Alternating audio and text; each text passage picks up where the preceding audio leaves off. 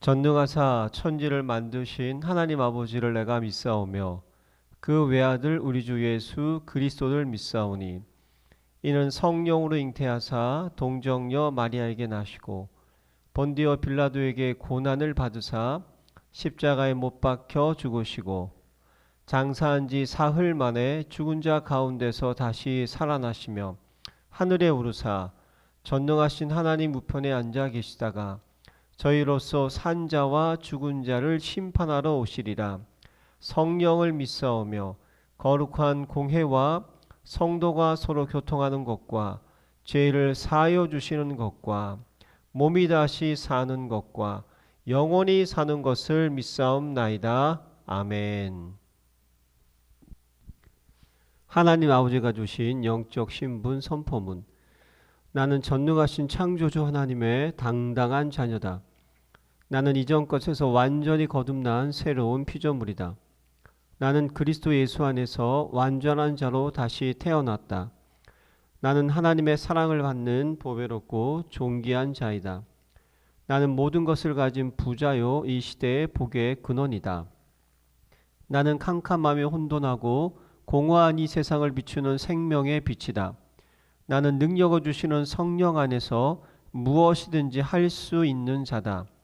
나는 하나님의 자녀로서 주께서 주신 하늘과 땅의 상속자다. 나는 세계복음을 위해 선택받은 왕같은 제사장이다. 나는 천만 천사의 보호와 하늘의 영광을 누리는 하늘나라 백성이다. 아멘. 행복한 정식기도 시간입니다. 이번 한 주 동안 계속 잊지 마세요. 하나님 자녀, 마귀 자녀. 옆에 사람도 마귀 자녀인지 하나님 자녀인지 다시 보셔야 됩니다. 내 자녀가 마귀 자녀인지 하나님 자녀인지. 그냥 한번 예수 믿으면 영원히 하나님 자녀. 물론 영적으로는 맞죠. 근데 삶이 그렇지 않다는 거예요.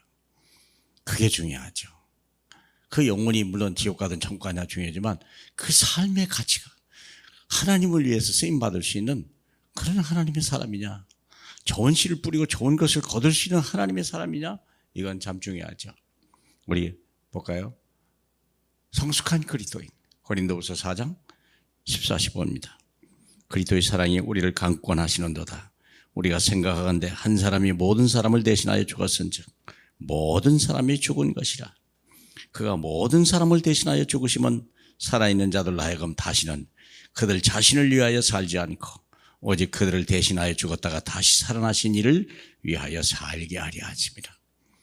이제까지는 자기를 위해 살았으나 자기를 위해 산다는 것은요, 참 제한적이고 참 어느 날 모든 것이 사라져버리는 무익한 삶이 되는 거겠죠. 굉장한 것 같아도 하나도 안 남는 거예요. 흔적도 안 남습니다. 그러나 하나님을 위해 사는 자는요, 영원히 산다고 분명히 말씀했습니다. 우리가 어떻게 사느냐 그것도 중요하지만 하나님의 진짜 관심은요, 영원한 것을 취하라.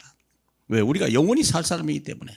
지나가는 거 잡지 마라. 아무리 좋아도 웬만하면 좋아한 거 그거 마음 두지 마라.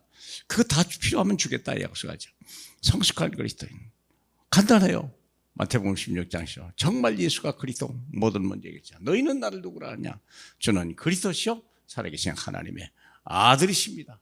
그 이름 하나로 모든 게 끝이 나는 거야. 복 받았다. 그렇다면 이제 고린도후서 5장 17절 이전 것은 지나갔다. 모든 것이 육체로 사는 것이 끝났다. 이제 영으로 거듭난 사람이 되라. 영의 사람이 되라.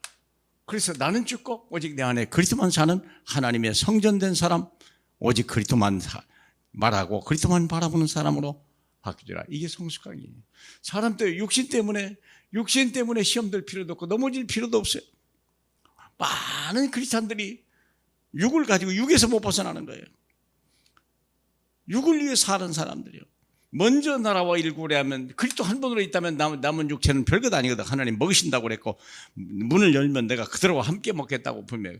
그래서 하나님이 내 인생의 주인이냐?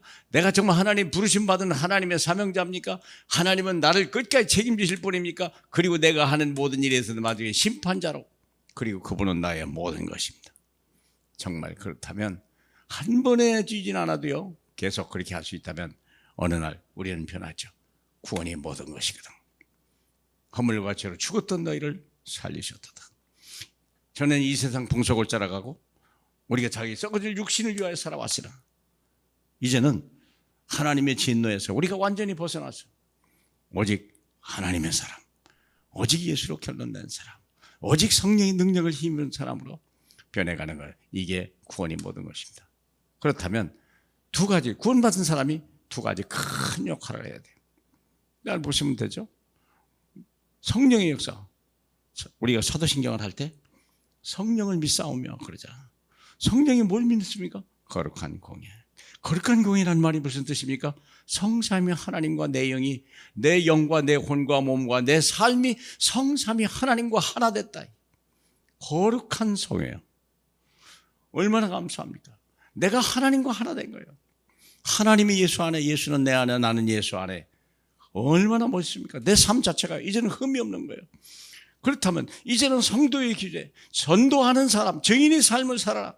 모든 만남 속에, 직장 속에, 일 속에서 하나님의 성도의 규제를 맞으라.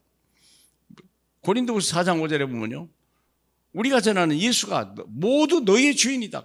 그러나 이 예수를 섬기는 우리는 모든 너희의 종으로서 하나님을 섬기느라, 너희의 종으로 섬기느니라. 사람을 우리가요 살리는 일에 쓰임받을 수 있는, 그리스도가 온전하기 위해서 나는 너의 종으로 섬기러 왔노라 그랬죠.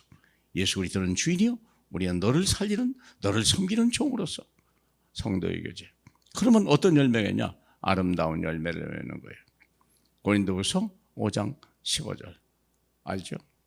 이제는 자신은 자기를 위해 살지 않고 오직 그들을 대신하여 죽었다가 다시 살아나신 하나님의 아들 그리스도를 위하여 사는 것이다. 그러면 성령의 열매가 어떤 이유죠? 죄 사함을 받으며 다시 사는 걸 믿으며 영원히 사는 걸 믿는다. 이것이 하나님이 원하는 최종의 열매입니다.